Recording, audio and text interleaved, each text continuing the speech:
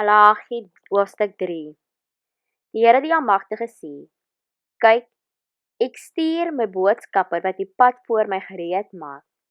Die Here na wie julle soek, sal skielik na sy tempel toe kom.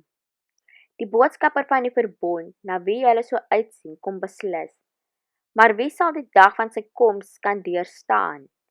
Wie sal kan standhou wanneer hy verskyn? Hy sal wees soos vuur wat metaal suiwer of soos seep wat klere spierwit was.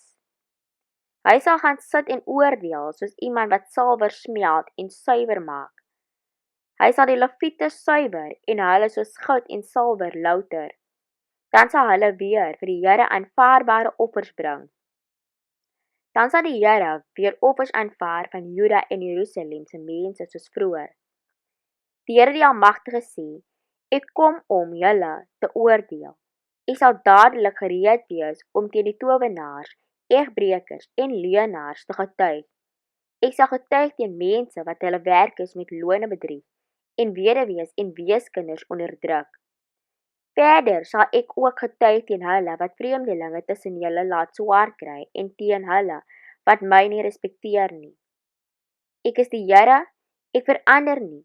Daarom, nageslag van Israel, is julle nie heeltemal uitgewis nie. Van die tyd van julle voorouers af, het julle afgewyk van my voorskrifte en hulle nie gehoorsaam nie. Die Here die Almagtige sê, keer terug na my toe, en ek sal na julle toe terugkeer. Maar julle vra, hoe moet ons terugkeer? Sal mense God ooit besteel? Tog het julle my bedrieg. Julle vra, wat bedoel u? Wanneer het ons u ooit bedrieg? Julle het die tiendes en offerandes gesteel. Daar is 'n vloek op julle, want julle volk besteel my. Die Here, die Almagtige sê, bring al die tiendes na die stoorkamers, sodat daar genoeg kos in my tempel kan wees. Toets my hierin, of ek nie vir julle die vensters van die hemel sal oopmaak nie. Ek sal voorspoed op julle laat reën, wat meer as genoeg vir julle sal wees. Die Here die Almagtige sê, ek sal sorg dat insekte julle oes nie verwoes nie, en julle wingerde op die landerye nie misluk nie. Dan sal al die nasies julle as geseënd beskou, omdat julle land begeerlik is. Dit is wat die Here die Almagtige sê. Die Here sê, julle sê verskriklike dinge van my, maar julle sê, wat het ons van u gesê? Julle het gesê, dis te vergeefs om God te dien. Wat het ons daarby gebaat om sy voorskrifte na te kom, of om die Here die Almagtige te wys dat ons berou het oor ons sonde? Kwaaddoeners word ryk en mense wat God uitdaag, kom skotvry daarvan af.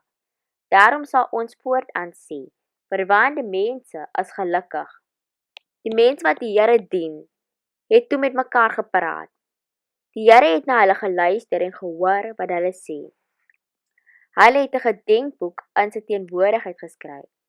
Dit het die name bevat van mense wat die Here met ontzag dien en graag aan hom dink. Die Here die Almagtige sê, die dag as ek ingryp, sal hulle my kosbare besitting wees. Ek sal sagkens met hulle werk, soos 'n pa met sy kind wat lojaal aan hom is.